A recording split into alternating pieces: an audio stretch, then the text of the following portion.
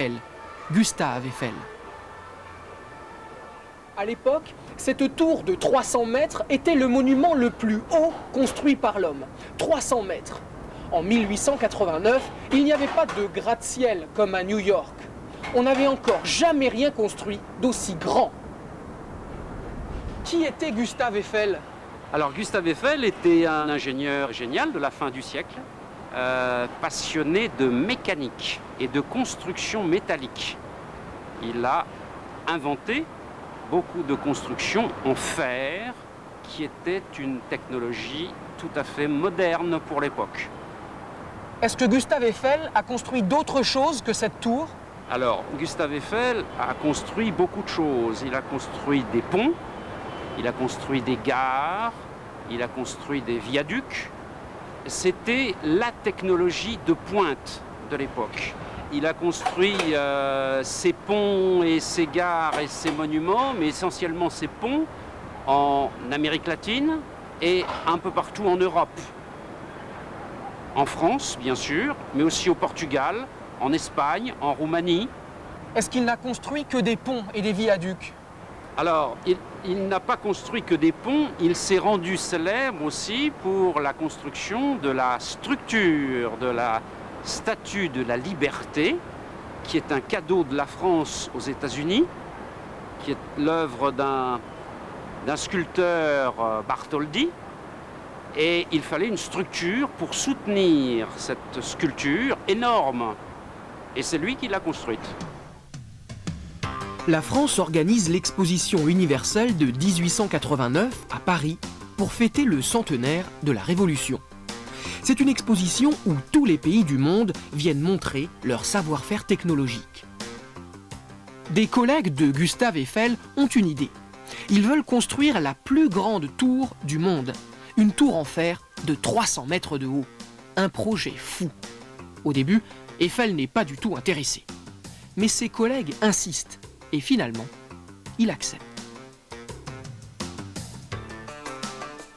Ensemble, les ingénieurs font des plans et la construction commence le 26 janvier 1887.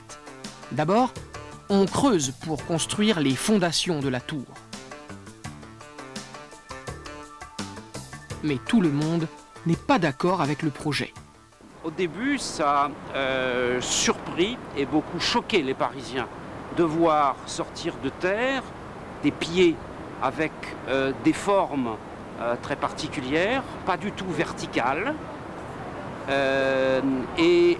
Pour beaucoup de riverains, c'était le risque d'avoir un monument qui allait s'écrouler sur leur tête.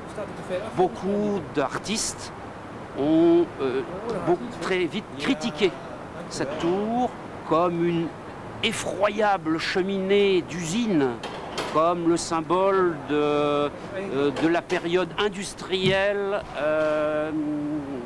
que tout le monde rejetait.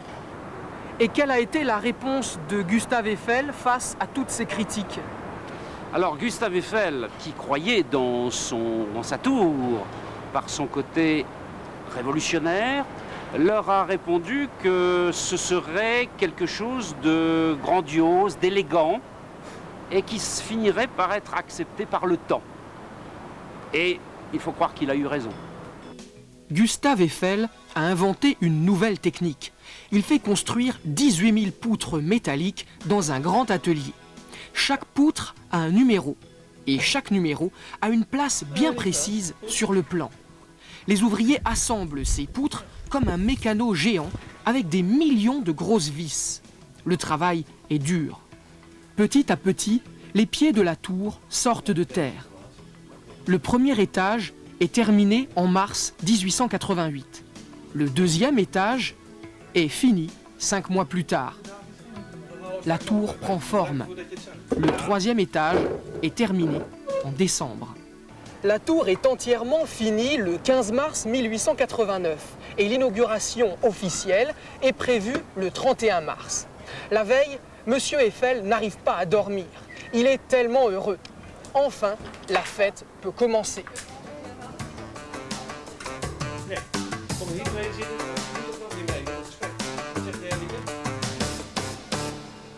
Le 31 mars, c'est un dimanche. Ce jour-là, il fait très beau. Quand le jour se lève, on voit la silhouette de la tour se dessiner contre le bleu clair du ciel. De jour en jour, les Parisiens ont pu suivre l'évolution de la construction. Ils sont fiers de M. Eiffel et pleins d'admiration pour leur tour, ce monument qui honore la ville. Aujourd'hui, Paris est en fête. Et tous les Parisiens veulent voir le spectacle de l'inauguration de la tour. Il est vrai que M. Eiffel a seulement invité un petit groupe de 100 personnages officiels pour monter dans sa tour. Mais qu'importe. Même s'ils doivent rester en bas, au moins les Parisiens seront là. Et ainsi, Eiffel, qui avait eu peur que personne ne vienne, voit ce matin-là arriver des milliers de Parisiens dans le parc du Champ de Mars, au pied de la tour. La place est noire de monde. Tous les invités sont en costume noir, avec cravate et chapeau. Les femmes portent de grandes robes. Une longue ascension les attend. Les ascenseurs ne sont pas encore installés. D'un pas énergique, Eiffel monte le premier. Il est habitué à cet immense escalier. Il ne peut plus attendre. Gustave Eiffel veut montrer au monde entier le rêve qu'il a réalisé. De temps en temps, il se retourne vers ses invités et il les encourage. « Allez, plus que 200 marches, plus que 150 marches. » Ses invités soufflent. Pour eux, la montée est difficile. Ils sont plutôt habitués aux bals mondains et pas aux exploits sportifs comme celui-là. Il est 1h30 quand M. Eiffel et ses invités arrivent à la première plateforme, à 60 mètres du sol. Beaucoup d'entre eux n'en peuvent plus. Ils ont gravi 400 marches. Ils sont fatigués, à bout de souffle. Pourtant, à ce moment-là, Eiffel voit changer leur expression. Sur leur visage, il lit de l'étonnement, la stupéfaction même. C'est la première fois qu'ils voient Paris de si haut. Quelle vue splendide. Autour d'eux, dans le ciel bleu, les poutres en fer brillent au soleil. Et Paris est à leurs pieds. Ils se précipitent à gauche, à droite. Voilà le palais de Chaillot avec l'esplanade du Trocadéro. Voilà le dôme des Invalides. Et là, l'école militaire, au bout du Champ de Mars. Et la Seine, qui traverse la ville. De nouveau, les invités vont monter encore plus haut. La montée vers le 2e étage est encore plus impressionnante. On dirait qu'on est suspendu en l'air. Beaucoup d'invités ont le vertige et redescendent. Oh, quelle aventure. Il reste encore le 3e étage, à plus de 300 mètres d'altitude. À chaque étage, le groupe est devenu plus petit. Seuls 20 invités osent encore suivre Gustave Eiffel au sommet. Et là, quelle expérience extraordinaire. Toute la capitale est à leurs pieds. Elles sont si petites vues d'aussi haut. Avec une longue vue spéciale, ils peuvent même voir la cathédrale de Chartres, à 70 km de Paris. Quand Eiffel met le drapeau français au sommet de la tour, les invités chantent solennellement la Marseillaise. C'est un moment inoubliable, historique. On tire 21 coups de canon. C'est le signal qu'a attendu la foule en bas. On hurle de joie, on chante. Les hommes jettent leurs chapeaux en l'air. La joie de Gustave Eiffel est immense. Il a les larmes aux yeux. Son rêve est devenu réalité. 2 mois plus tard, l'exposition universelle est ouverte et le monde entier peut voir la tour dans toute sa splendeur. Le soir, Gustave Eiffel a prévu une belle surprise. D'un seul coup, on allume toutes les lumières pour éclairer la tour. C'est magique, le public croit rêver. La voilà, cette superbe tour. Cette nuit-là, il y a un immense feu d'artifice de toutes les couleurs. La tour enchantée restera ainsi dans le cœur de chacun comme un immense sapin de Noël d'acier.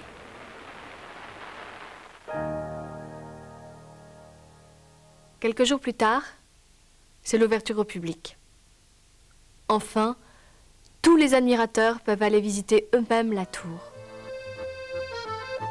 Il y a de longues files devant les guichets. Au moins 7000 personnes sont là. L'ambiance est gaie et détendue. Cette fois-ci, pas besoin de prendre les escaliers. Les gros ascenseurs fonctionnent. Et ils transportent les visiteurs en haut de la tour à une vitesse époustouflante. Beaucoup ne comprennent pas ce qui leur arrive. Mais sur les plateformes, ils découvrent les plaisirs de l'altitude et du paysage et se sentent comme les maîtres de Paris.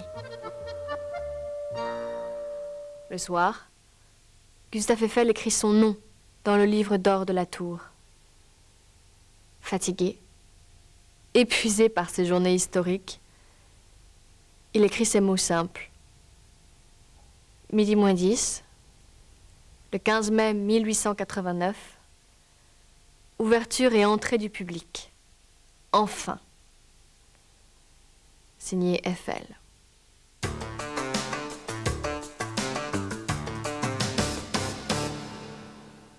La première année, la Tour Eiffel a un succès énorme. Mais les visiteurs sont beaucoup moins nombreux dans les années qui suivent. Plus personne ne pense à la tour. En 1903, on pense même à la détruire. Mais Gustave Eiffel refuse. On voulait détruire la Tour Eiffel parce que c'était prévu dans le contrat d'origine. La Tour Eiffel a été construite pour le centenaire de la Révolution française. Elle a eu le droit à un petit sursis grâce à l'exposition universelle de 1900 qui s'est tenue à Paris. Et fort logiquement, en 1903, il était question de la détruire pour récupérer le métal et puis redonner l'espace à la ville de Paris. Et comment Eiffel a-t-il réussi à sauver sa tour? Il se trouvait que c'était le début de la radio et avec un physicien américain qui s'appelle Thomas Edison, il a commencé à faire des liaisons de radio de plus en plus lointaines, d'abord dans Paris, et puis un petit peu plus tard avec le début de la Première Guerre mondiale, avec les lignes de front et les soldats qui se battaient vers la Somme ou vers la Meuse. Donc, la Tour Eiffel a été sauvée pour son intérêt stratégique? Absolument, pour son intérêt stratégique. La Tour Eiffel a eu une histoire très mouvementée. À la fin de la Deuxième Guerre mondiale, elle a presque été détruite par les Allemands. Et les Américains l'ont occupée pendant 1 an et demi après la guerre. Aujourd'hui, la tour est devenue le symbole de Paris. C'est même le monument le plus visité au monde. Chaque année, plusieurs millions de touristes montent dans cette tour enchantée. Et bien sûr, il n'y a plus personne pour demander qu'on détruise la Tour Eiffel.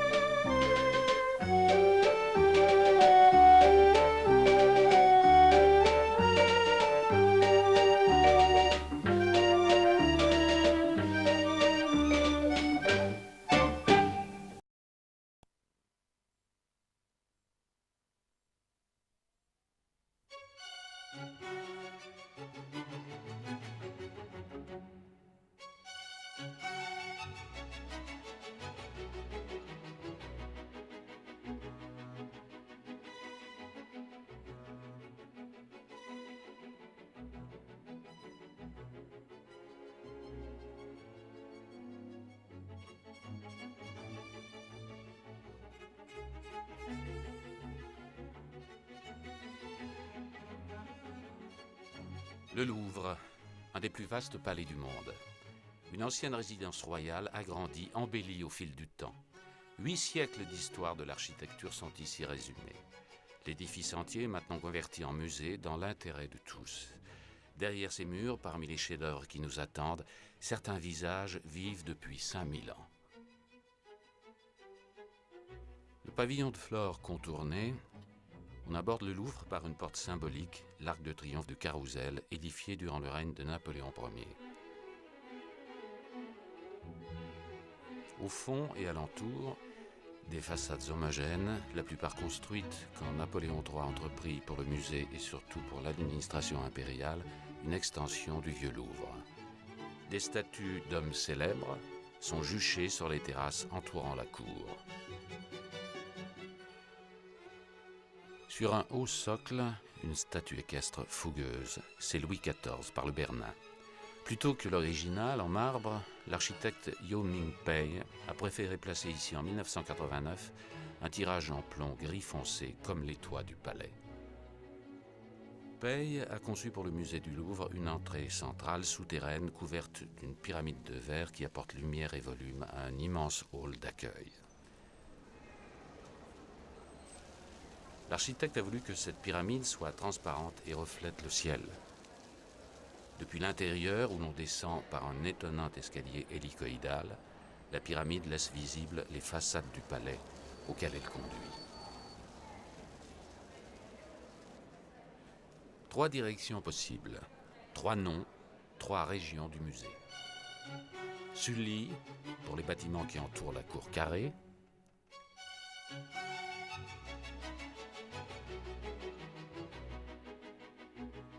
Richelieu, pour ceux qui longent la rue de Rivoli.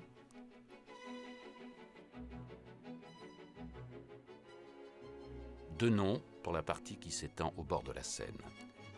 Sully était ministre des Finances d'Henri IV, le cardinal de Richelieu était ministre de Louis XIII, Denon fut le directeur du Muséum central des arts sous Napoléon Ier. Les 7 départements du Louvre se partagent les différents niveaux de ces 3 grandes régions. Antiquité orientale, antiquité égyptienne, antiquité grecque, étrusque et romaine, sculpture, objets d'art, peinture, art graphique.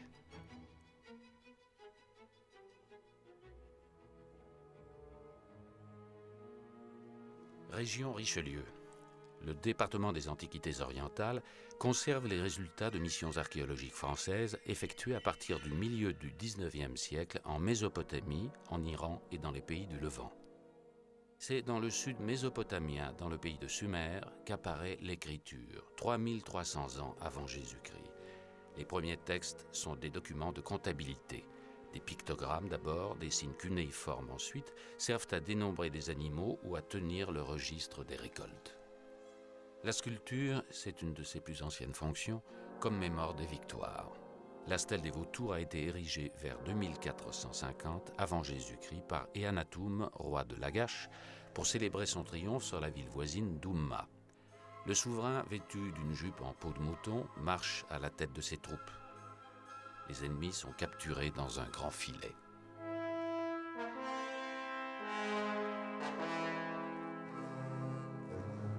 Ebi-Il, haut fonctionnaire, l'équivalent peut-être d'un ministre des Finances, était vers 2400 avant Jésus-Christ intendant de l'imposante ville de Mari. Comme Eannatum, Ebi-Il est vêtu de la jupe en mèche de mouton, le konakès. Les yeux sont de coquilles et de lapis-lazuli. Le Louvre possède toute une série de figures de diorites noires représentant Gudea, prince de l'État de Lagash. Elles datent d'environ 2150 avant Jésus-Christ. Elles étaient destinées à perpétuer la prière du prince face aux divinités de la cité. Une des plus remarquables montre Gudea tenant contre sa poitrine un vase d'où jaillit l'eau, symbole de vie, en flot poissonneux.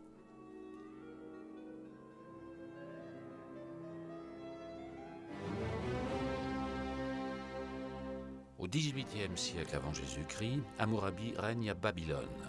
Il impose son autorité sur toute la Mésopotamie. La stèle qui porte son nom, haute de plus de 2 mètres, le représente debout devant le dieu soleil Shamash. Une longue inscription en caractères cunéiformes, gravée dans le basalte, énonce près de 300 articles de jurisprudence se rapportant à la famille, au mariage, au divorce, à l'adoption, à l'héritage, au vol. C'est un des plus anciens recueils de lois de l'histoire de l'humanité. 1000 ans s'écoulent entre le règne de Hammurabi et celui de Sargon II, roi d'Assyrie, qui construit sa capitale près de Ninive, à l'emplacement de l'actuel village irakien de Khorsabad, en Mésopotamie du Nord. Les portes du palais étaient gardées par des taureaux ailés, à tête humaine et tiare divine. Des géants capables d'étouffer des lions personnifiaient la puissance et le courage. la bienveillance à l'égard des hôtes du palais et la menace vis-à-vis de ses ennemis. Les bas-reliefs ornant les cours et les salles du palais sur 2 kilomètres montraient des cortèges de dignitaires, des défilés de peuples vaincus ou bien des scènes de transport des troncs de cèdre provenant du Liban et destinés à la construction du palais.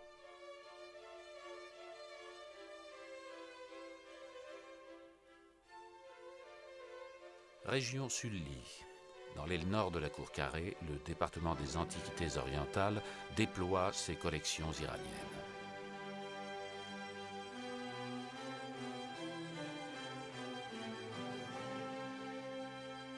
Les pièces les plus célèbres sont issues des fouilles menées pour le compte du Louvre à la fin du XIXe siècle en Iran occidental et plus particulièrement à Suse.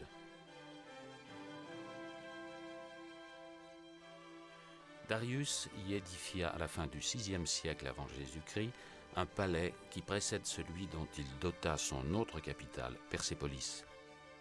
Le palais de Darius à Suse comprenait une salle d'audience à colonnes, l'Apadana, dont le Louvre conserve un chapiteau.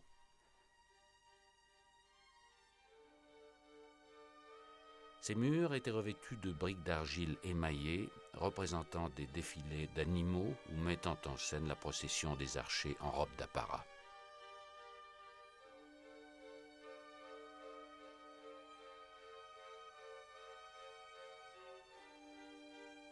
De l'Orient ancien relèvent enfin les pièces originaires des pays du Levant, de Syrie du Nord et d'Anatolie, de Chypre et de Palestine, de Byblos, d'Ougarit, de Palmyre.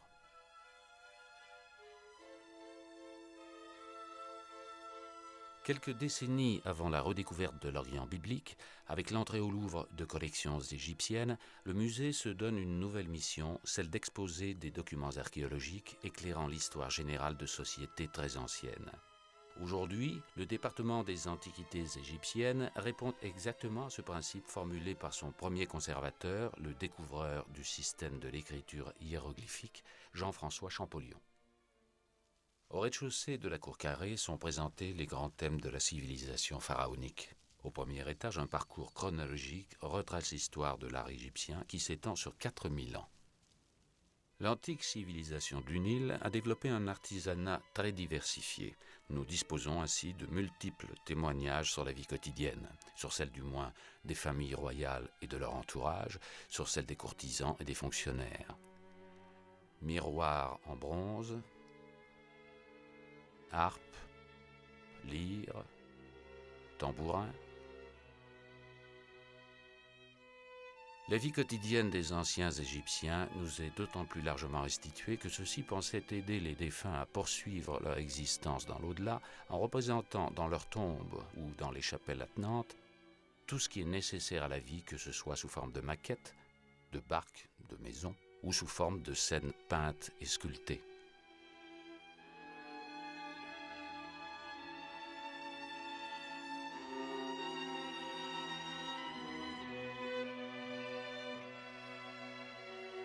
Akhetetep est un personnage qui, vers 2400 avant Jésus-Christ, a reçu le droit d'avoir une tombe près de la pyramide du roi qu'il avait servi à Saqqara.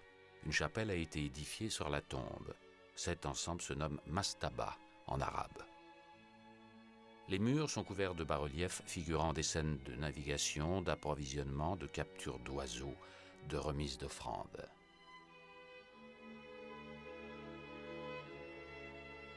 Au début du Moyen Empire, vers 2000 avant Jésus-Christ, les tombes contenaient assez couramment des figurines d'hippopotames. On peignait sur la faïence les plantes du marais où l'animal vivait. Le défunt pouvait ainsi profiter pour toujours des joies de la chasse. Le Louvre, fidèle aux vues de Champollion, a organisé une disposition thématique évoquant ici l'écriture et l'activité des scribes, là les travaux des champs, ailleurs la parure ou les jeux. De vastes espaces ont été affectés à l'évocation du temple, depuis l'allée des Sphinx qui y conduit jusqu'à la perspective des cours et des salles successives aboutissant au Naos, au Saint des Saints, qui renfermait la statue divine.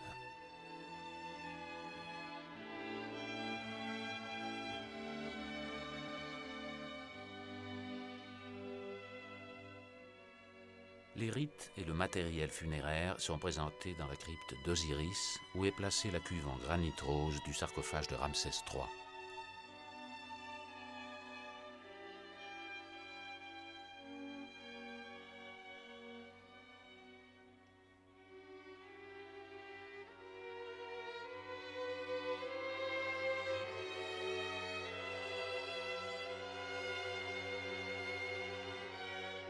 Une galerie réunit une imposante collection de cercueils dressés.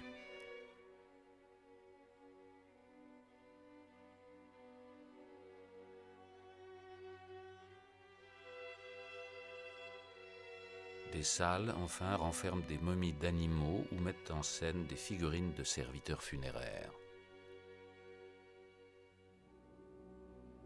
À l'étage s'offre un panorama de l'art égyptien, du 4e millénaire avant Jésus-Christ jusqu'au règne de Cléopâtre VII au 1er siècle avant notre ère. La stèle, dite du roi serpent, date de 3100 environ avant Jésus-Christ. Elle porte le nom d'un souverain de la première dynastie qui s'est identifié à Horus, le dieu faucon.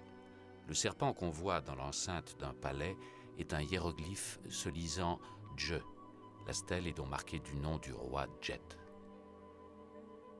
La fonction du scribe est de première importance dans l'administration royale. Cette statue de calcaire peint a été trouvée par l'archéologue français Mariette en 1850 dans le cimetière de Saqqara. C'est un des chefs-d'œuvre les plus anciens et les plus connus de l'art égyptien. Les yeux, cerclés de cuivre, sont faits d'une pierre blanche incrustée d'un cône de cristal de roche.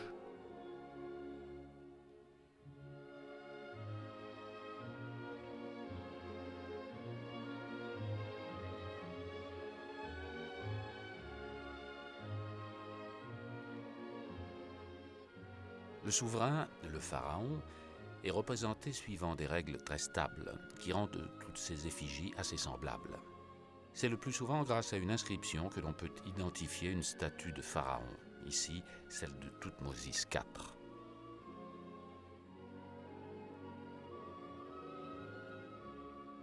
Cependant, une individualisation des traits apparaît parfois, comme pour ces portraits d'Amenophis IV Akhénaton, dont le règne bouleversa, mais de façon éphémère, les canons artistiques en même temps que les rites religieux.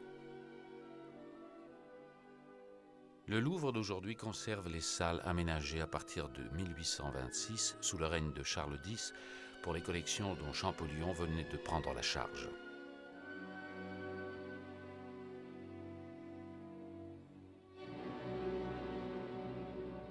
Les œuvres des derniers siècles de l'Égypte pharaonique y sont exposées dans le décor conçu à l'époque par l'architecte Pierre Fontaine.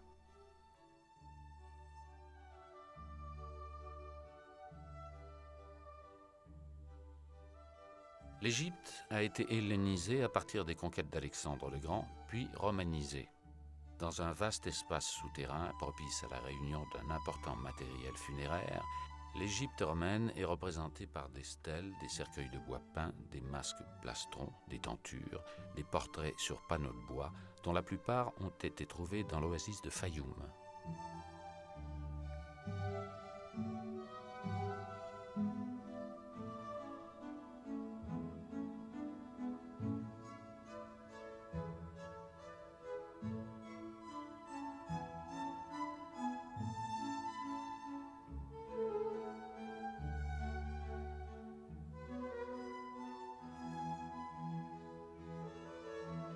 Après la période romaine, l'Égypte antique tombe sous la domination des Grecs de Byzance. Les Coptes sont ainsi dénommés par déformation du mot grec Aegyptos, qui signifie égyptien, mais le terme est réservé aux Égyptiens christianisés. Le Louvre possède une grande collection d'art copte, installée désormais dans une partie du palais dévolue à l'Antiquité tardive. Cette collection comprend des tissus, des bronzes, des céramiques, ainsi qu'une